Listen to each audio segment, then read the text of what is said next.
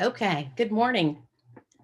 My name is Teresa Campbell. I'm president of PIA Mid-America, your regional commercial print and packaging association. You are joining the print industry's regional affiliate webinar to review our latest wage and benefit 2020 analysis and overview. We want to welcome you and our sister affiliate partners from across the nation. Now, before we get started, I want to note that all attendees are in mute mode to ensure a quality recording, which will be made available to members with the slides following the webinar. If you have questions or comments during the program, we encourage you to type them in the Q&A field at the bottom of your screen. It may be at the top of your screen, but we want to ask you not to use the chat field. That Q&A field allows us to answer and manage the unanswered questions to make sure that we try to get to all of them. We're going to stop partway through the presentation and ask for questions, but try and keep it moving. And if there are questions that don't get answered, the expert responsible for that portion will get back with you. Now, if you're not familiar with Zoom, it is best that we recommend that you adjust your slides and speaker view from the drop-down menu at the top of your screen. It's labeled view options, and you'll want to select side-by-side view, and then you'll be able to see a slide bar between the windows where you can resize your slides compared to your speaker window. Now, I'd like to welcome our co-presenters today. Presenting with me is Joe Polanco, our print industry's economist, as well as the principals from L.B. Carlson, Rick Griesgraf, Mel Inger, and Dan Locke. Let's get started. Today's webinar is going to cover this agenda. We're going to do an overview of the wage and benefit reports, a preview of what they look like, show you some report trends in comparing year-to-year data, and then some examples on how to use that data, as well as some labor management suggestions on budgeting and employee management, recruiting, costs, comparison to other industries, and much more. At the end, we'll talk about the white paper details that are going to come out following the webinar. I would be amiss to say that without our print industry affiliate partners, this data would not be readily available. It is those partners that help us gather the information so that we can prepare the reports, so that we have rich content to analyze, to be able to support the industry in the labor needs that are going to be facing us. And with that said, I want to recognize L.B. Carlson, who is our print industry portal and survey sponsor. They're helping us today to analyze that information. But as many of you are aware, we went to a new portal this year, and making that transition took quite a bit of effort. And without their help, we wouldn't have been able to do that. So thank you to L.B. Carlson. When you go to the portal at printindustries.org, you're going to be able to access the reports by logging in. If you don't have a login, you're going to find this form at the bottom of the screen that allows you to email your affiliate who can help you to access those reports. Those that do have a login that participated in the report can get right in, and they're going to see 4 options of reports available to them. The first will be from their region so that they can see what's happening with a full report compared to all other segments across the country. And then 3 industry segment reports focusing on packaging, tag and label, in-plant, and union organizations. With that said, I'm going to introduce Joe Polanco, and he's going to take us through some of the details of how the report is laid out. Joe, Teresa, thank you so much. And again, good morning or good afternoon in some cases. Just to familiarize everyone with the report itself and its structure, this is the purpose of the next few slides. Many of you may use this survey on a regular basis. Some of you may be new to it. Some of you maybe have never been a part of the survey. So let's give you a quick rundown. The survey, of course, has been being run for quite a few years at a national and local level. And we have over 100 job classifications that we survey: management, administration, pre-press, print production, finishing and binding, warehouse fulfillment, as well as maintenance, from the CEO to the facility maintenance individual. And again, all of those positions are surveyed in this format. What I've got here in front of us is an example for a digital printing wide format operator, basically less than grand format. And let me just walk you through this again to give you some information here of why it's structured this way. We have three reporting methodologies in the sense of we have all participants, which everyone that might have reported in this category is reported. That's our first line where you see there were 63 companies reporting and a total of 91 employees in that category. We also break it out by region. Northeast, Southeast, South Central, North Central, and the West. And again, down below on the slide there, you can see how those states are broken out and what regions they represent. There's also another part of the study we'll show in a few seconds, which is also by size of company. It's very critical not only to look at all participants, but regionally as well as by size, because there's going to be parameters that show up or actual information that shows up that might throw the data off of it because of the size of the participation in the region. And that's why we broke it out as we have the very granular average, lowest, Q1, median, Q3, P90, and highest. And let me explain those to you. Most surveys use an average and median. Teresa, you can leave it there. They use an average and a median. Again, those are central tendencies, but averages can be skewed by a very high or very low reporting. And the midpoints are good also. You know, that median is the midpoint of the high and the low. But we also provide you with the lowest salary or wage that's being reported, the highest, and also Q1, which is in this example, at all participants, $16. That indicates that 25% of all participants was below that point. Median, the midpoint, says 50%, half above, half below. Q3 is 75%. 75% of all reported wages was $21.72 and below. P90 is one that I started using years ago, and really, I think is very, very good. That's where 90% of all wages, salaries were reported below that level, because quite frequently at the highest, as we see 3365 here, those tend to be outliers. Those tend to be highly compensated individuals that may have very unique talents and can skew the data, definitely will skew the average off, can affect the median, but the P90 is going to be a good indicator where most people are at as far as the highest part of the salary compensation. So again, that's the way the data is laid out. Hopefully it's pretty straightforward. If we have any situation where there's less than 4 companies reporting, we do not report that data for confidentiality purposes. Next slide, Teresa. And again, this is I want to highlight something. This is by employees, and this is important for all of us to look at, because as we all know, normally the larger the company, the higher the compensation, but it varies area to area as well. So for example, we take a look at here at our employee size. You can see how in the top one, finishing converting, you can take a look at how in this case, you're looking at the average and the median that says, oh, in the 26 to 75 employees, they pay the highest, they pay way above average and median. But you gotta remember, there's only 18 reporting points there. They probably, if you take a look to the right, you'll see there's that $33 an hour reporting for a highest, which is probably skewing that data because it's a very small subset. If you look at the pre-pressed desktop condition now, you have a lot of participants. You start seeing the average and median being a lot more closer. That tells you have a pretty good distribution there. So again, a reason that we really break it out in this manner and want you to utilize those tools in that manner. Teresa, let's go ahead. We also provide benefit analysis. We have probably, I want to think at least over 100 questions in this area. And they cover the handbook policies, drug testing, excuse me, I'm looking at my notes, I'll make sure I don't forget anything. Shift differentials, holiday vacation absence policies, health and supplemental insurance practices and policies, retirement 401k, smoking incentive plans, moonlighting, and projected wage adjustments.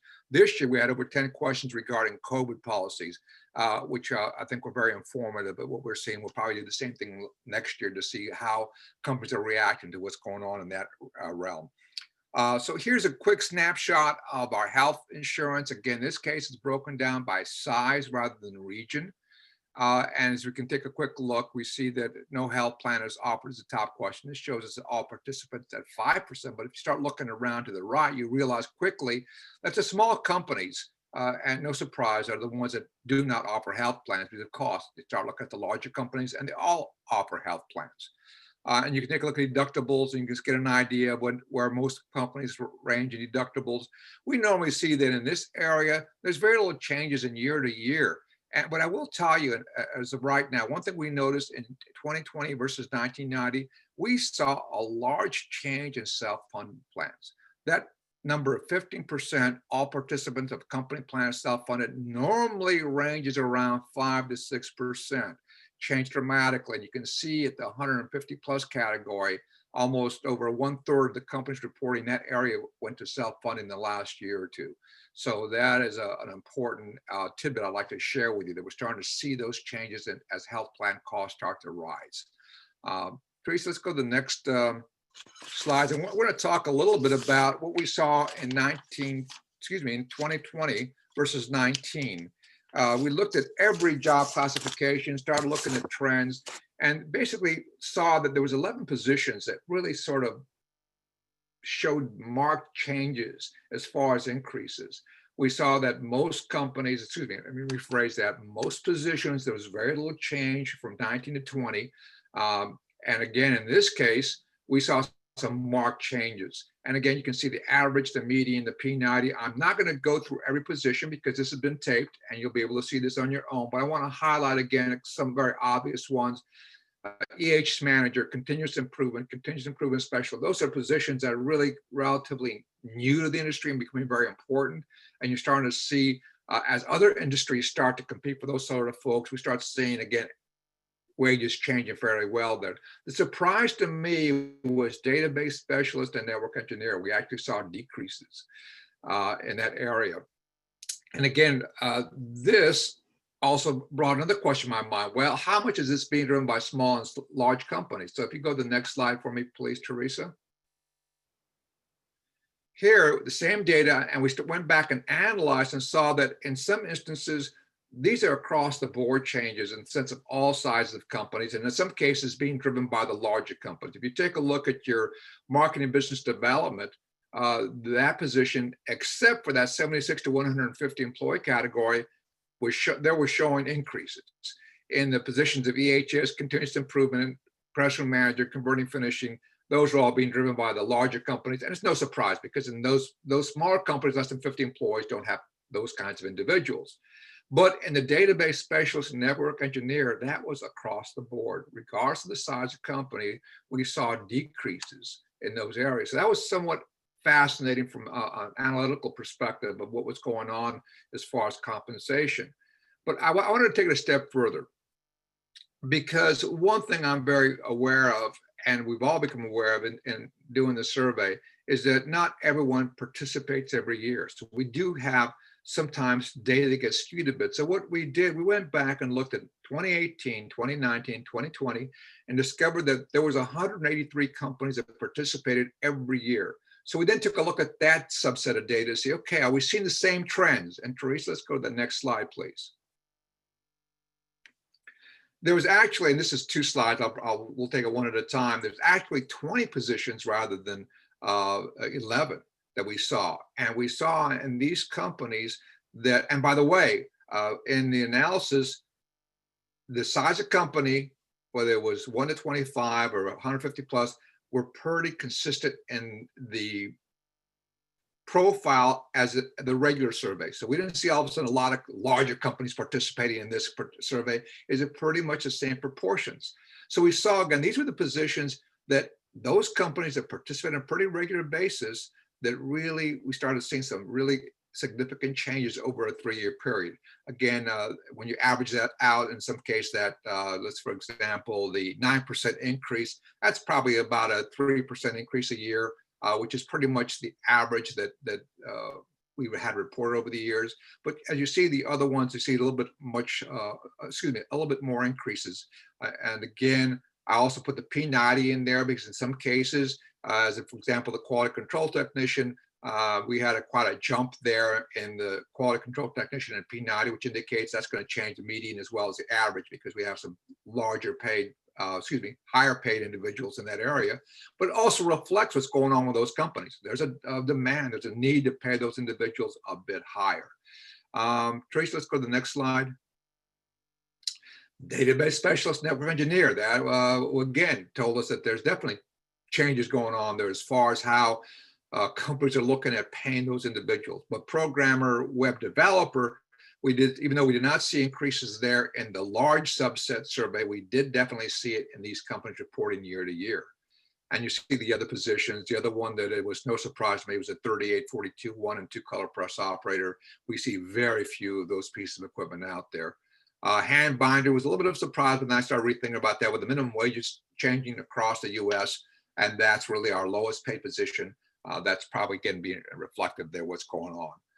So Teresa, again, I just want to remind everyone, if you want to get really granular on this, this is being taped. You can go through all these positions. If you want to email me on any of these questions, you can, and I'll give you some more information there.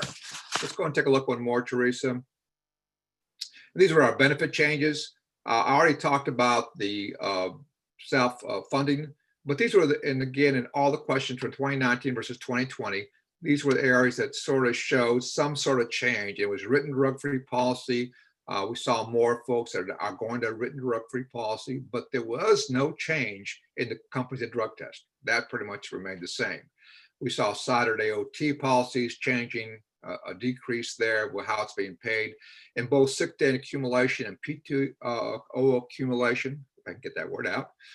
We saw increases. The PTO accumulation jumped quite a bit. That one may be an anomaly. We got to go back and take a look at that. There's still quite a bit of confusion from a lot of people of what a PTO plan is versus sick day, but that is still quite a bit of a jump of accumulation that goes on. And the no surprise is companies not offering wage adjustments. When we all asked this question in June, historically in 18 and 19, we had about 28 and 30% respectively as far as companies not offering wage adjustments. It grew to 45% in 20, and it was surprised that number actually increases by the end of the year. But that's, again, some of the information we got out of the benefit changes from a year to year. And if you're participating on an annual basis, this is the kind of information you can do yourself. You can study this and look at it from year to year to see what changes are going on within the area by size of company, as well as a national basis. And it's very important to be able to do that on a year-to-year basis to see the trends that are occurring out there, which sometimes can be very subtle. So Teresa, before I hand it off to you, and Teresa's going to cover a variety of workforce issues. Kristen, do we have any questions at this point that we need to answer, or do we just wait till the end? We don't right now. Okay, no questions. Either one, I put everyone to sleep, or everyone knows the answers. Okay, Ms. Campbell, it's all yours. Thank you, Joe. Interesting information. I think that our friends at LB Carlson may touch on that PTO accumulation and how it relates to labor management. It definitely can affect how you manage costs. So those are important things to recognize, that that accumulation is growing. Now I'm going to talk about some industry comparisons as we look at other manufacturing industries, and we'll get started by sharing this screen. Special thanks goes to Brian Regan at Semper for assisting in gathering this data. Initially, I want to point out that these are a comparison of specialized manufacturing industries where there would be some type of education or training driving it. Here you'll see that we're comparing other industries to digital press operators in our industry from our reporting, as well as 4 or more color offset press operators and bindery machine operators. Now that bindery machine operator, I'm classifying there as the folder, the cutter, the stitcher, I have a typo, and not the handwork. We'll visit that on the next slide. From our reports, really our digital press operator is showing an average wage of $19.32 an hour. Our offset 4 or more color sheet fed or web press operators at about $26 an hour, and those bindery workers with the letterpress, the kludgy, at $19.78. If you look at the comparison to the other industry, that bindery operator falls behind all other manufacturing categories except welders and construction. However, that pressman wage is actually greater than all but the truck drivers and the journeyman electricians. Interesting to note is that truck drivers on the high end average a wage of about $32 an hour. And interestingly enough, they are reporting with an annual salary of almost $67,000 versus hourly. And we'll talk a little bit more about that tendency in a couple of areas later on. Construction was on the low end with about a $16 per hour average wage. Now on this next slide, it's where I say we're comparing a more general manufacturing position that require less education and training.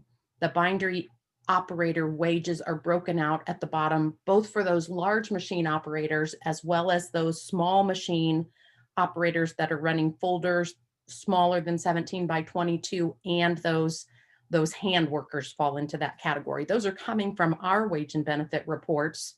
And as you can see here, machinists for other industries are out in front. And as a comparison, I've added that digital press operator and that highly skilled pressman just so you can see and compare. Bindery workers pull ahead of production techs and shipping and receiving associates. And again, we have one general position. It's actually the fulfillment associate whose data is being reported in an annual salary of about $36,000 a year, but not hourly. And this may be a strategy to consider where Amazon is trying to perceive value by calling them a salary worker versus an hourly worker. Okay, this is a really interesting slide. While most of us know that truck drivers are in very high demand, you may be surprised that the data shows that the number of truck driver jobs outweigh all other manufacturing jobs combined by more than 7 times what the others demand. Sheet metal workers were on the low end with about 1,628 jobs, but truck drivers at nearly 400,000 jobs available. And this is as of November 2020. We expect this number to increase for truck drivers and the competition for these workers to become even more severe. We know that imports are growing even in the paper and substrate realm, and that more truck drivers are needed to bring materials from ports to their final destination. Very interesting statistic. I want to give you a comparison there on the number of employers with active job listings open. It is across the nation and in different manufacturing positions. But when we compare the number of printing companies that have an open position to hire pressmen, it's on the very low end, 95 companies. We saw 195 companies with bindery jobs open, number of employers. We saw 14,000 companies with maintenance tech positions open, and we saw 22,000 companies with trucking positions, trucker jobs that are open. So again, interesting where we'll be competing for those jobs, the types of employers. This is a nationwide comparison of job seekers, the number of job seekers in the market. Here we see that sheet metal actually had a number of about 59,000 resumes or job seekers out there on Indeed.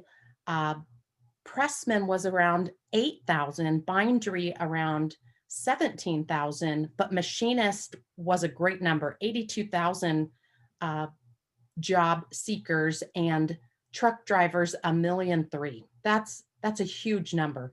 This shows us that we really need to consider offering maybe greater relocation packages as well as recruit from other manufacturing industries, because this is the number of job seekers nationwide. And yesterday, as we were preparing for this webinar, the question was, there's 8,000 pressmen with resumes out there that are seeking jobs, and that's nationwide. So they might not be in your backyard, but they are available across the country. And it's also somewhat generalized because you're going to have your digital operator in that group in how Indeed analyzes the data, all the way up to your 10 color pressman.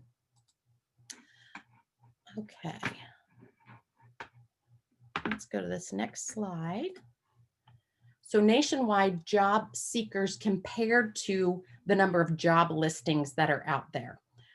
Really, really competitive for truck drivers and machinists. That's where we saw the steepest curve, with only 3.3 truck driver candidates available for every job opening, 18 machinists per job opening. Nationwide, there are 38 pressman candidates with resumes out there and 41 bindery applicants per job opening. That, compared to shipping and receiving, is significant. There are 75 candidates for every shipping and receiving job that's out there. That's dramatic. Our industry really needs to look to try and hire quality shipping and receiving candidates, and then look at those who may be qualified to start training to move up and run presses. Shipping and receiving on average made about $14.50 an hour. Small machine handwork bindery operators about $16.25 an hour. Those more qualified bindery machine operators, almost $20 an hour. Digital press operators around the same amount. And those 4-color highly skilled press operators, 4-color plus, were about $26 an average wage for them. Okay, so if we look here at the nationwide job competition score based on advertisers over the last month, this is comparing how our industry advertises to recruit those workers as it's seen to other industries.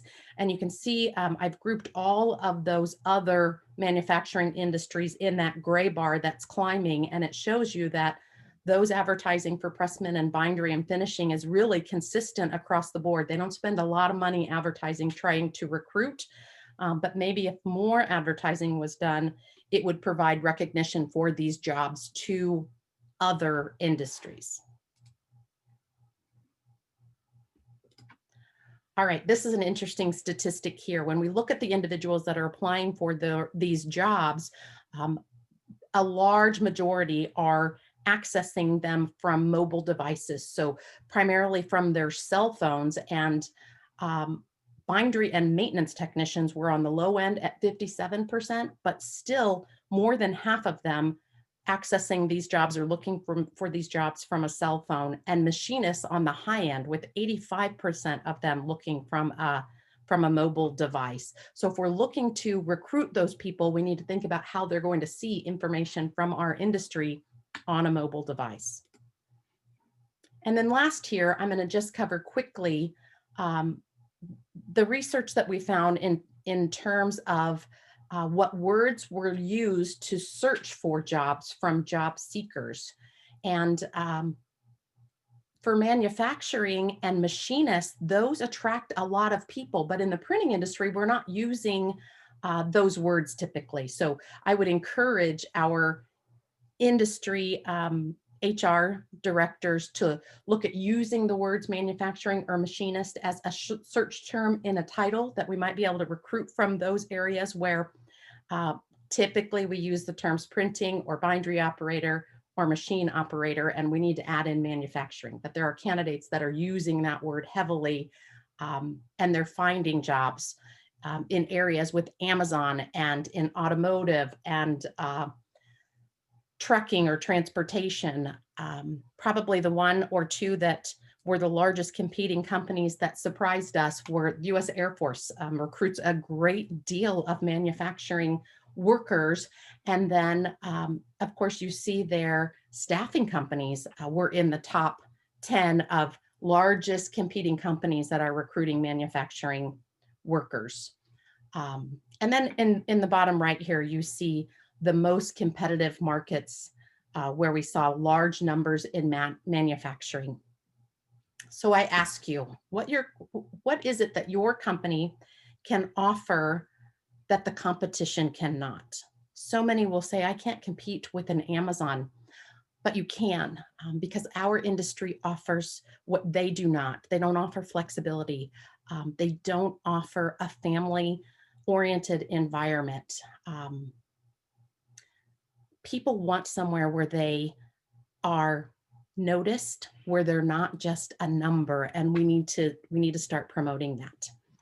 I'm going to stop there. I'm going to ask if there are any questions before we move on. Jeff had a comment, Teresa. We've all heard that there's a shortage of workers in our industry, yet it appears there is very little demand for press or bindery compared to other industries. So that's a great comment. When you compare the numbers across the board, we believe that there will be a shortage of workers. We know our baby boomers, more and more and more are retiring, and our industry is made up of a lot of them. The younger generations aren't as large, and we don't have as many workers coming into the industry to take these jobs. But our industry really does a lot of word of mouth advertising. You don't see them competing with these other larger manufacturing industries. And maybe that's something we need to do. We need to consider is more advertising because I think the jobs are out there. When you compare the number of printing companies across the nation, it's about 42,000 companies, but they're not all advertising. They're in ways where we can track the statistics. They're more word of mouth, and maybe there needs to be a switch there so that we can recruit some of these other workers. And then Brian's question is there a geographic issue? The workers all live where the jobs are not? Is that what you're thinking?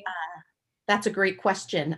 In the white paper that we are preparing based on the data that we found, we're going to be able to drill down further into geographic regions so that people can see where candidates may be and what they need to do to get them to move to their area.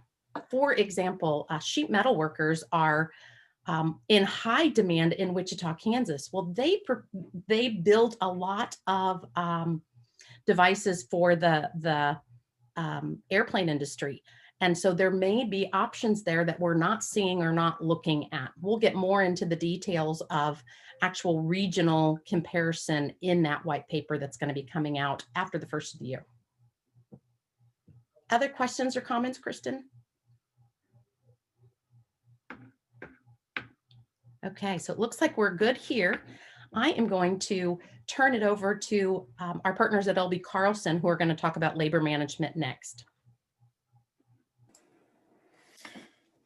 Thanks, Teresa. Yeah, I'm Mel Linger with L.B. Carlson, and I just wanted to take a brief moment here just to introduce our firm, a little bit of our background, and also introduce the other presenters. I've got myself, and along with two of my partners today, Rick Riesgraff and Dan Locke. Rick and myself have been together at the firm for 37 years now, and Dan joined us about 15 years ago. All three of us and most of our employees have had extensive background in the print industry. And from a firm standpoint, we have been providing services to the print industry for 45 years now. We don't keep exact numbers on this. We probably should go back and look, but I know it's well over 200 companies in the print industry we've serviced over the years. That is roughly in 20 to 25 states, I believe. Again, I don't have the exact numbers on that, but certainly a lot of our business is regional. We're located in Minneapolis, St. Paul, and also in St. Cloud, Minnesota. But we have serviced companies nationwide. Until recently, we actually had two offices on the West Coast in Seattle and Los Angeles as well. And today we have around 55 employees. I say around because we're currently looking for more employees as well. I'm not going to go through all our services here. We just wanted to list out a few of them. We are a CPA firm, so we do provide the traditional services there on the attest and tax side of things. But an awful lot of consulting work. We listed a few things here. We work closely with management of companies in the print industry and business and strategic planning, do an awful lot of mergers and acquisitions. But you can certainly go to our website and view that in more detail, or our contact information is provided somewhere for myself, Dan, and Rick, and please feel free to reach out if anybody has any questions about our firm and what we provide. Rick, I don't know if you had anything to add to that. Otherwise, I am going to turn it over to you anyway. Well, actually, Mel, I think it was going to go to me first. Basically, we want to take a little bit of time to kind of walk through a few examples on how we've used the wage and benefit report to help our clients. And one of the ways that we have done that is when we have a client working on a merger or acquisition, the wage and benefit report can be very useful. An example of that, we had a client that was located here in Minnesota, and they were in the due diligence phase of acquiring a printing company in Texas, and not being familiar with the wage and benefit scale in Texas, the client asked us to provide a comparison to the industry in that location.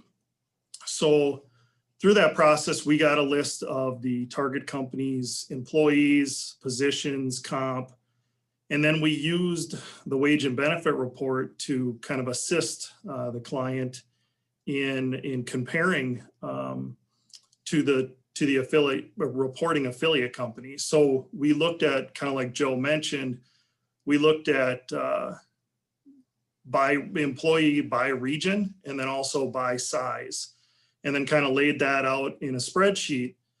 And the results of that were kind of interesting. Most of the employees were actually in the average or close to the median, which ended up giving our clients some comfort in the fact that the target company's wages were in line with the industry. And so when they went to kind of close out the acquisition process and were hiring those employees, they had quite a bit of comfort there that they weren't hiring employees at an incorrect pay scale. There was one employee, as Joe kind of mentioned, that went into that 75 percentile range. And in this case, they did an employment agreement with that employee and kind of got to a point where both parties were kind of satisfied moving forward. A second way that we've used the wage and benefit report is related to budgeting. So we had a new client that was losing a significant amount of money. And we quickly determined that their total overall labor costs were in excess of industry standard. But in addition, this client hadn't been preparing a budget.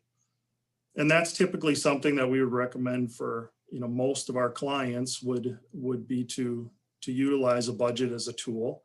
And so we suggested to them and assisted them in kind of creating a budget. And in that process, we again got a list of the client's employees employees by location, and then also by position, and then included their labor costs. And then we analyzed that. We took the wage and benefit report and again compared to the average and median by region and by company size. This employer was a little bit of a smaller printing company. I think they had 23 employees. But what we did then was we ran two different kind of budgeting scenarios, one using their current pay structure and kind of showed them what that would look like. And along with that, you look at budgeting your sales and expenses, but labor being one of the biggest costs. But then we also ran the budget using the average compensation from the wage and benefit report. And kind of what this ended up reflecting was that kind of no matter what we did in the first scenario, we couldn't necessarily get to a profit. And by looking at the labor costs, we were able to determine that there were a number of employees who were kind of paid in excess of the industry standard. So this particular client had to make some difficult decisions and basically do some pay cuts in order to kind of correct things and get to a point where it would be profitable. But just kind of another area that we would tend to use the wage and benefit report. And then we've also utilized the report in kind of looking at our clients' PTO, holiday, vacation policies. Joe kind of mentioned this in the beginning, but recently kind of came across a client that we noticed as part of the year end that their PTO was accrual was increasing significantly year over year. And when we looked at their policy, they were allowing unlimited PTO carry forward. And that's not typically something we would see or recommend to our clients. So we pulled the wage and benefit report to show them, based on what we had seen, that there was only about 1/3 of reporting affiliates that were allowing vacation accumulation. And so with this client, we worked with them to kind of revise their policy and limit that vacation carry forward. And then also, as you can understand, that was had to be kind of done over time to make sure that the employees were still receiving the benefits that they did earn, but also to limit the company's future exposure on that PTO accrual. And then also had a client that asked us about holidays. Specifically, this client was offering Christmas Eve as a holiday. And we're kind of wondering whether or not they should continue to offer that benefit to employees. And so we pulled the wage and benefit report and kind of took a look at that. And the report identified that 50% of affiliates offer Christmas Eve as a holiday. And specifically in the region that we're in Minnesota, or the North region, that 65% of the affiliates here offer it as a holiday. So basically what kind of came out of that, just the client chose to continue to offer Christmas Eve to stay competitive in the marketplace. I'm going to hand it over to Rick to kind of go through a few more of the examples that he's experienced. Thanks, Dan. Yeah, I just wanted to say, Joe mentioned earlier about how this survey has been around a long time and a lot of participants, and I'm the gray-haired guy at our office, so I can just attest that we've been using this thing off and on with our clients for over 30 years, and we keep coming back to it as one of the most useful tools that really help our clients make some pretty big decisions. And Dan just gave you a few examples. I wanted to give a few more, and when we get to the white paper, we'll have some more things to share like this. But one of the things I recently experienced with one of my larger clients is I guess a successful succession plan on their management team. They were faced with the unusual circumstance where two majority owners and the non-owner CEO all retired within a 2.5-year period.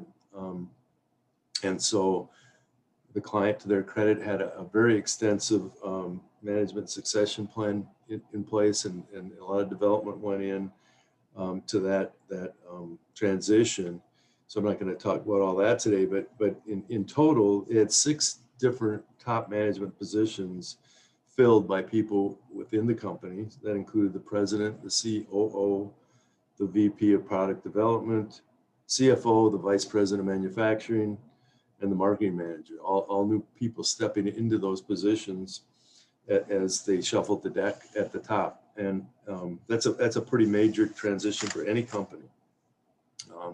So there's a lot to that, like I mentioned, but one of the things that the company put a lot of time into is, well, where do our pay scales and levels have to go for these different people in these different positions? And so they turned to the salary and benefit survey. Actually, they used the 2020 wage and benefit survey to compare base wage compensation for all those key positions. They went to the Midwest metro region. That's where they're located, for companies greater than 150. And they looked at the averages, like Joe referred to in his table, and the Q3. They focused on that as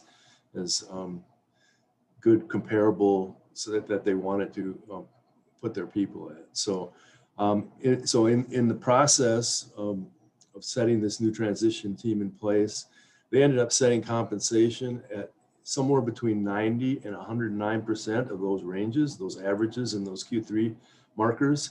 And those compensation levels will go into play as that team moves forward. And so it's just a real life example of how that the survey got used, I thought it was a very good indication of how everybody knows about this survey, and they go to it all the time to validate things for their own company.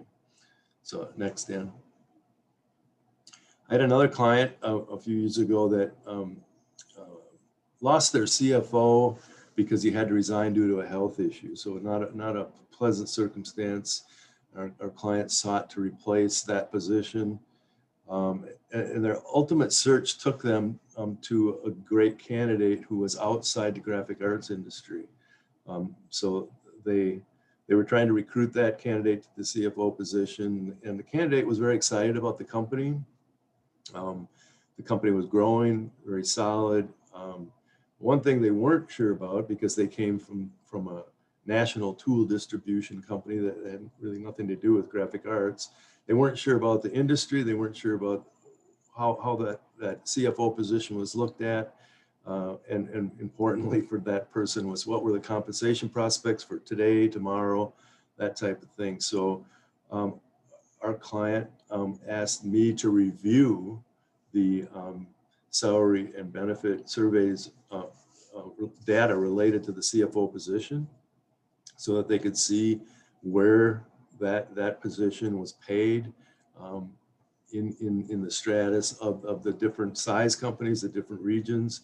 They could get a feel for how the industry felt that the compensation reward should be paid for the CFO position and that type of thing. And so the candidate in the end looked really favorably on the amount of data that was available.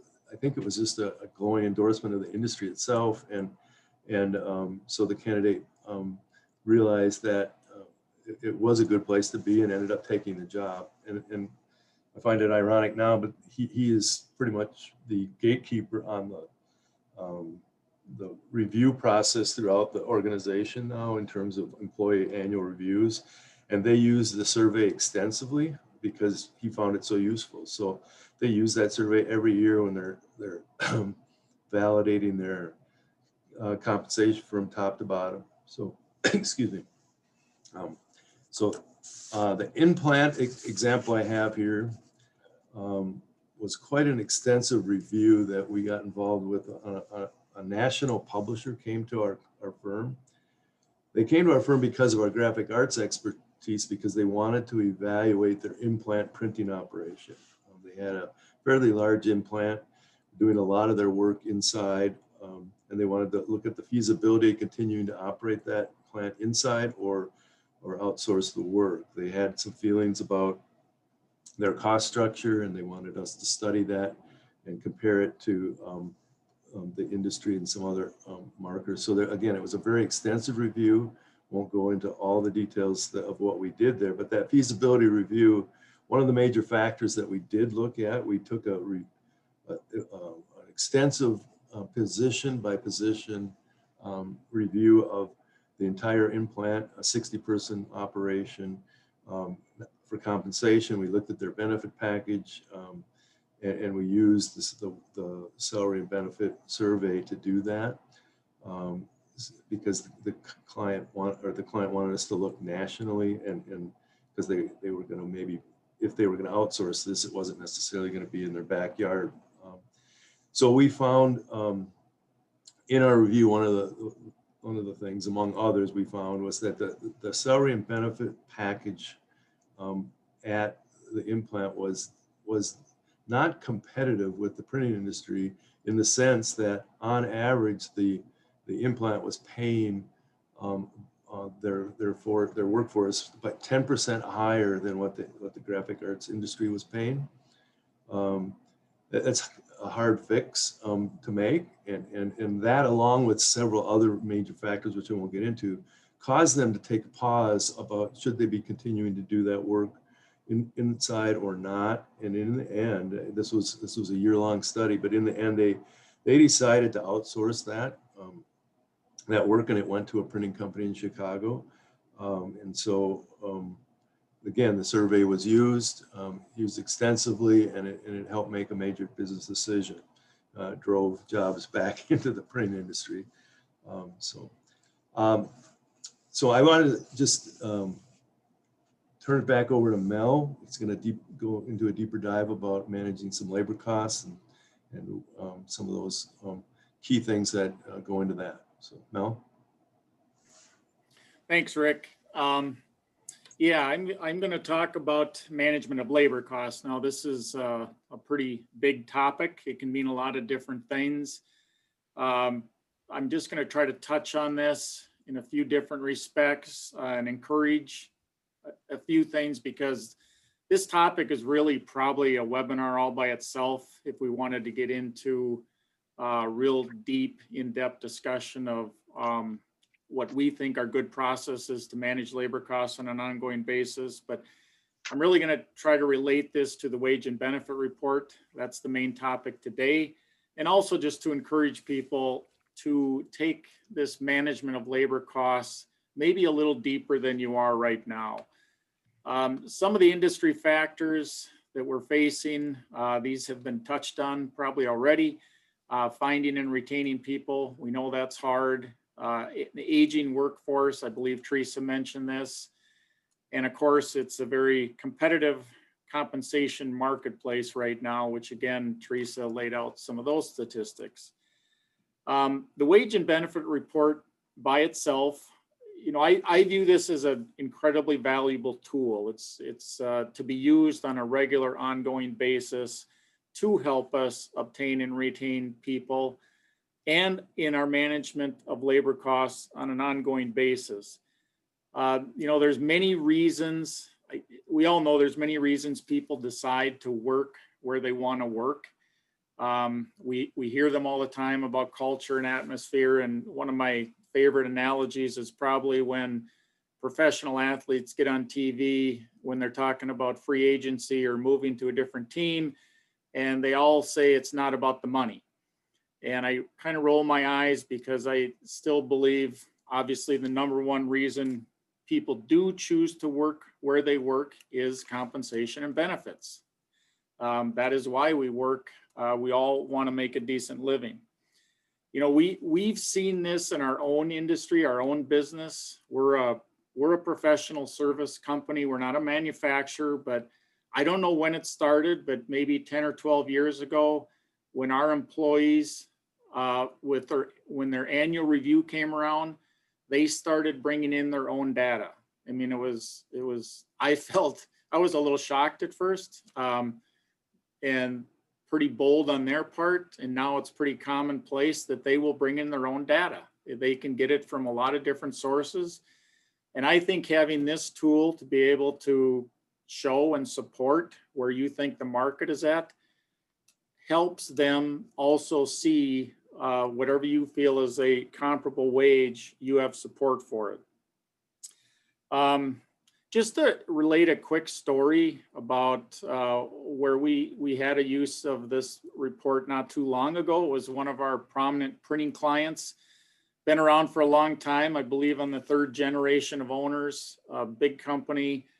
And we had noticed that their wages had started to trend up, and their financial statements were reflecting it. They were in somewhat of a denial mode about that and defensive about it. But finally, they let us dive into it a little bit and see if we could prove or convince them that maybe they did have an issue.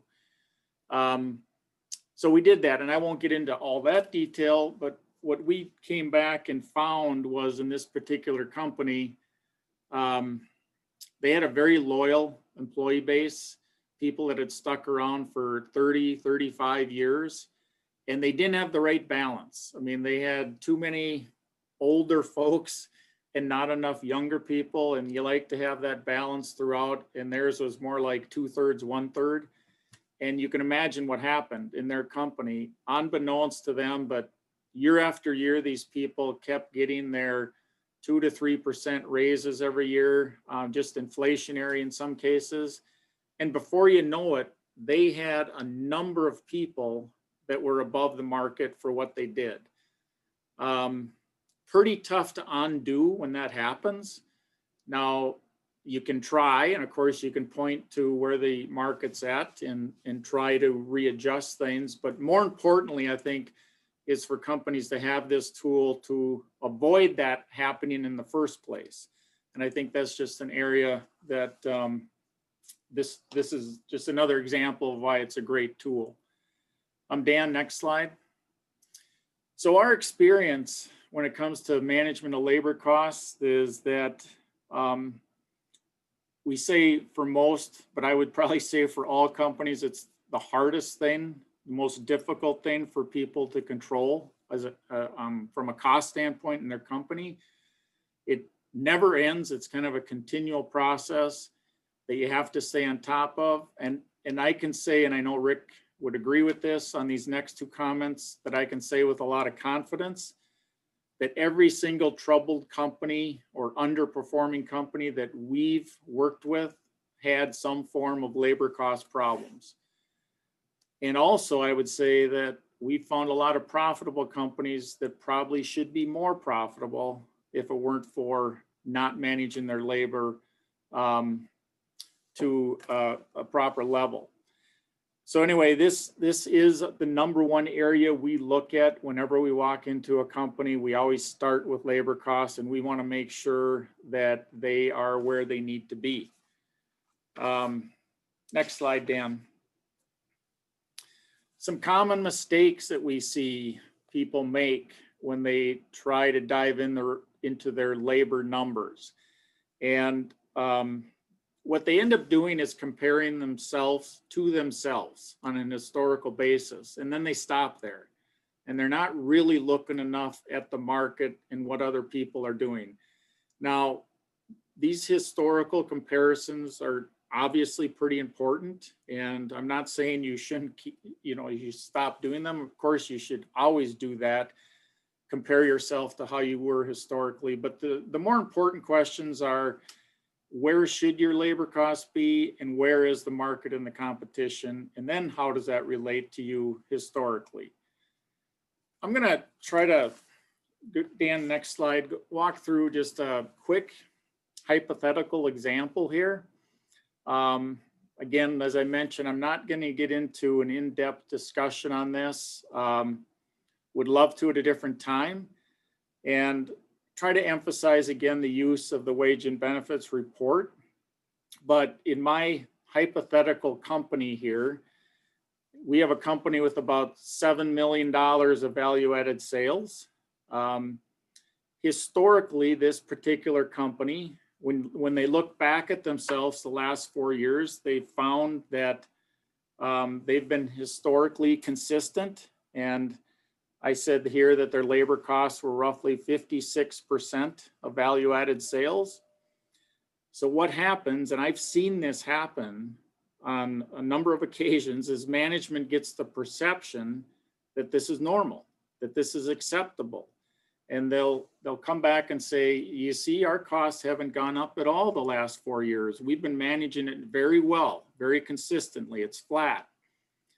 But then you start digging into some of the market information that's out there and doing some more research, and you find out that, guess what, your competition's closer to 51%. So you do the math, and you can come back and you can reasonably say that you've got a $400,000 plus problem here. And this gets their attention. Now, it doesn't mean we're exactly right. It doesn't mean it's exactly $420,000, but it doesn't matter if I'm off 10% either way. It's a problem. And what we like to tell people is, the numbers don't lie. And it is what it is. You do have a problem. Now, the next problem is, where does it exist, right? I mean, where do you find out how to correct this problem? So next slide, Dan. So I call this the labor, or the cause and effect area. What's causing the problem? How do we find this? And labor cost is a hard one. That's why it's hard to manage too, because it's never one thing. I mean, I don't know how many times we've done this and we come back and people might think that we're going to go after head count and say, well, you just got to reduce staff by, 8 people and you'll be fine. That is never the answer. It's always a number of different things. There is one thing I want to say here that it's usually not, and it's not sales. And I say that because a lot of times management will say, well, if we had more sales, I think we'd be fine and we wouldn't have a labor cost problem. It's kind of an obvious statement, but I always tell them, I don't think it is sales. Now, of course, there's exceptions to this rule, and you'll find companies that really do have a sales problem, but generally, I always go in thinking, you don't have a sales problem. You already have enough sales to make money. You're just not managing your costs well enough. And the biggest area you're not doing that is in labor. And so what is it? And, I've got a list here. There are other items, but of course, pay rates and benefits, overtime, workflow efficiencies. It could be equipment automation, pricing of work. That is sales related. So I go back in my statement a little bit. If it is a pricing issue, how you use temp labor, how you schedule your work. Of course, it could be headcount, whether you outsource or not. The trick is to try to figure out where your problem is, and it's usually a combination of several of these areas. But the place that we always want to start, and Dan, next slide, please. The place we always like to look first is pay rates, benefits, and overtime. I mean, you have to know if you're paying your people to market and where your competitors are. It starts here. And if we don't have this area in line, it's just going to add to the problem. Those other areas that I mentioned before, that's part of the more in-depth analysis, but it has to start here. And some of you might be thinking, well, there's exceptions to this, isn't there? I mean, I think we all have people we pay above market or below market, and we have reasons we do that. And that's fine. I mean, you've got, it doesn't mean just because somebody's in a certain department and they have the same number of years experience that you have to pay them the same. Of course not. So you're going to have people that you want to pay more because of their upside or whatever your reason might be. And you might have people you're paying a little less, but overall, you have to know generally if you're in the market with the, most of your employees, right? Yeah, next slide. Thanks, Dan. So as I said before, I guess I'm just reemphasizing this point that the most important cost to control is labor, and it's the most difficult. I just had a conversation last week with a client, and unprovoked, I just said, how's it been going during COVID? And he just unloaded on me about how difficult it's been for him on labor. And I know why. I mean, it's a hard thing to do because your employees become your family and you work with them every day, and it's tough to make changes. I have a statement here that if you manage all your other costs well in the company, but not labor, you're still going to have problems and you're still not going to be as profitable as you should be. So this to me is the most important area.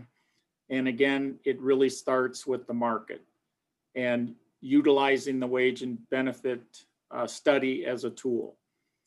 Important distinction that I always like to make when I talk about labor costs, because again, most people think that if I feel there's a labor cost problem, it's about cost cutting, and it's not. To me, cost cutting or reducing headcount is a short-term fix, and there is a time and a place for that when that has to happen. What I'm talking about today is managing your costs, and this is a long-term sustainability issue. There's a huge difference between cutting costs and managing costs. Excuse me. Next slide, Dan. So just to sum this up, this wage and benefit report that we're presenting today, this type of data, if well done, and we believe this study is well done, and we're going to have more on it later, as everybody's mentioned in the white papers. This does provide management with great information and great support on the market and what your competition is doing. That was it, Teresa. Do we send it back to you and Rick now, or check in with Kristen? Definitely. So we are just about to wrap this up. We did mention the white paper, and there is more to come. So we are planning to publish not only an executive summary, but a detailed white paper where the team that presented today covers more in depth down to the trends and analysis with COVID influencers, with regional comparisons, with segment analysis, as well as an economic outlook for this. We want you to have this data to be able to plan for the future of industry issues and concerns. And Rick is helping to lead that charge. Rick, did you want to add to that? No, I would just say just to look for that, early in 2021, we're trying to stay on this and make it relevant. And the COVID influencers will probably be a lot more clarity on some of that. I know the survey touched on some of that, but that hadn't been fully realized yet when you guys did the survey. So. Absolutely. So this information was turned in July, and we saw a lot more COVID influencers beyond that. So that's a really good point. Those that attended today, of course, will receive a link with the recording and the information to be able to contact any of the presenters directly by email or by phone. As we continue to build this product for our members to use, look for the portal next year to be able to have data stored year over year. And we're hoping to have a live data query within the portal next year so that you could compare your information on the fly to what's available there. So our development team is building that out, and we're excited to be able to offer that opportunity. With that said, the last slide has that contact information, and we'll open it up for any other questions and answers. I know we've gone just a few minutes over. If there is additional questions, we'll have you reach out to the group. We'll send you this information and encourage you to ask those questions. I definitely want to thank the team that helped pull this together. A lot of information from a lot of different aspects that really had to be dissected, and we couldn't have done it without your help. So thank you to Joe Polanco and to the LB Carlson team who made this happen. And to those of you that are attending, watch for more information to come. Thank you for joining us today. Have a great day.